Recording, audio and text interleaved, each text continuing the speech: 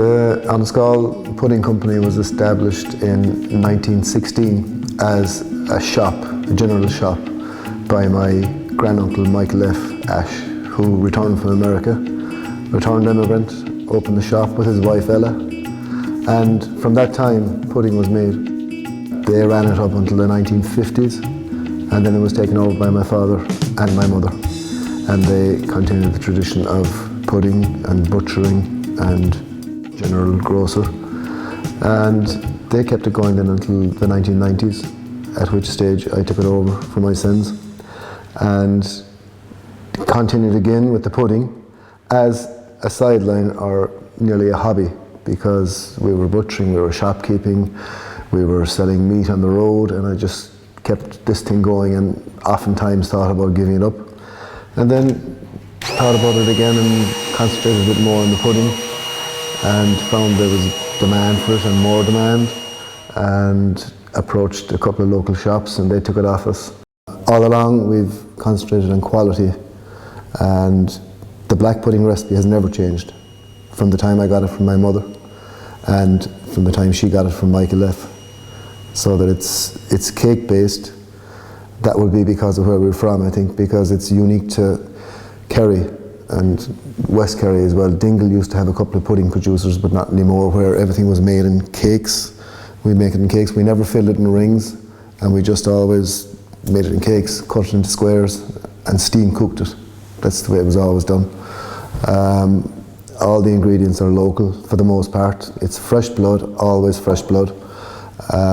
We use oatmeal, flahavens, we use Odlum's wholemeal flour, we use breadcrumbs from Barry's and Tralee, we use Lee Strand milk, onions from Maharee's when they're available. So everything is kept as local as possible.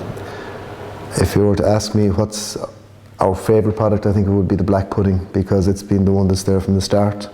It's a completely natural, healthy food. It's fantastic for kids. You know, if you have a kid, one of ours wouldn't particularly like meat, or so they think. So they'll eat the black pudding. So you're getting more than their daily allowance of iron by them having black pudding. I think it's because of the texture that it's an effortless way of getting their iron. So I'll cook a little bit of black and a little bit of white.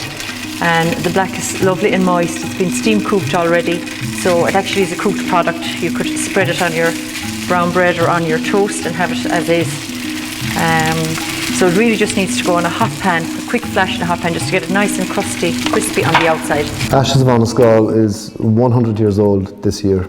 The site was purchased by my granduncle from the Tralee and Dingle Light Railway, which ran along the back of the shop in 1913 for £12. And he built the business there. He ran it as best he could. He was a bit of a rogue, a great businessman, but was inclined to go on the beer. But he would spend 3 months in the beer and 9 months off the beer, and he'd do great goshka while he was off the beer, but he was a tyrant while he was on the beer. But anyway, that's a different story.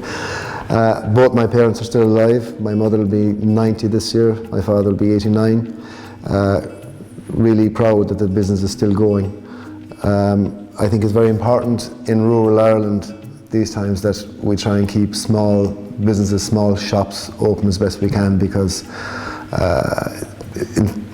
places are struggling, and we have tourism here, but for the rest of the year we don't have an awful lot. So it's good to have a small business that's employing 5-6 people year round in a peripheral area, to say the least. We are proud to be a third generation business, 100 years old.